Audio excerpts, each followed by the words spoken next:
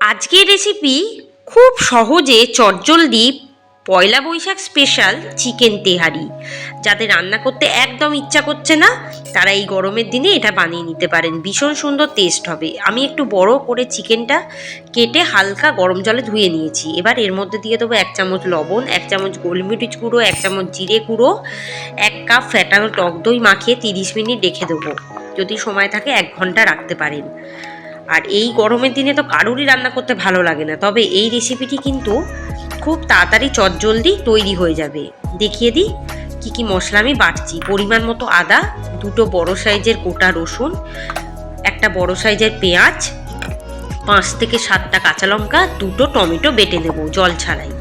এবার কড়াই দিয়ে দেবো 1/2 কাপ সাদা তেল। তেলটা ভালো মতো গরম হয়ে গেলে বাটা মশলাটা ঢেলে দেবো। দেখুন খুব ভালো করে মিহি করে বেটে নিয়েছি। এই বাটা মশলাটা দিয়ে আমি কিন্তু ভালো করে প্রথমে আগে কষিয়ে নেব। কষানোর ওপর স্বাদ কিন্তু নির্ভর করে।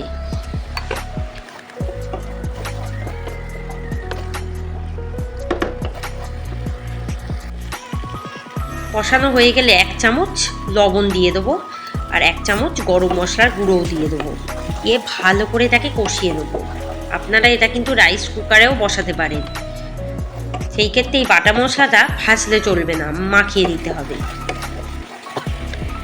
এবারে দিয়ে দেবই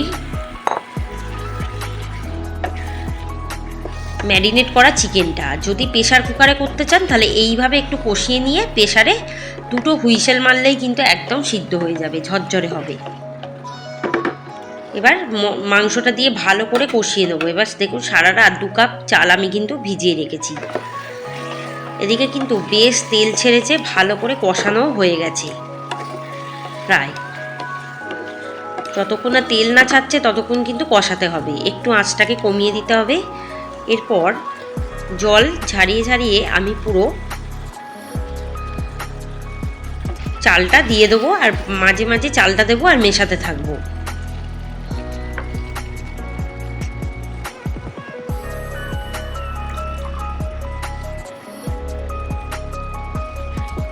এবারে পুরো চালটা দিয়ে ভালো করে এটাকে মিশিয়ে দেবো।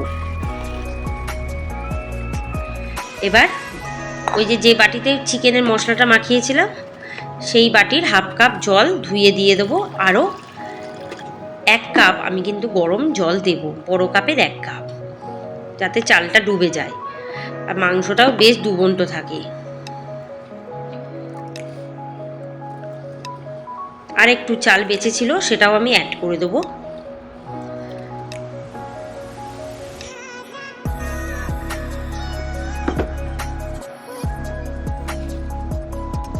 এবার 1 চামচ চিনি অ্যাড করব স্বাদের জন্য, আর দিয়ে দেবো 2 টেবিল চামচ ঘি।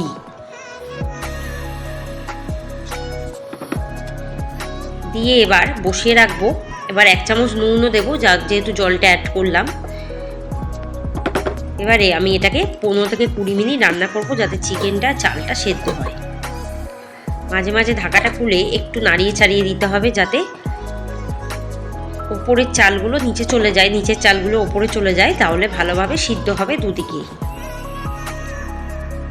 এখনো কিন্তু সিদ্ধ হওয়া বাকি আছে, আর এটা কিন্তু একটু ঝরঝরে করতে হবে।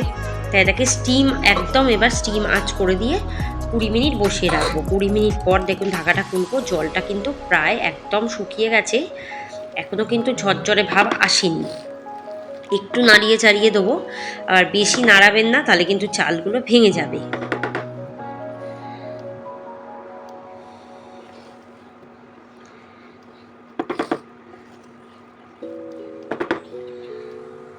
এবার জাস্ট হালকা আছে এটাকে স্টিমে কিছুক্ষণ বসিয়ে নামিয়ে নিলেই দেখুন ঝরঝরে চিকেন তেহারি রেডি।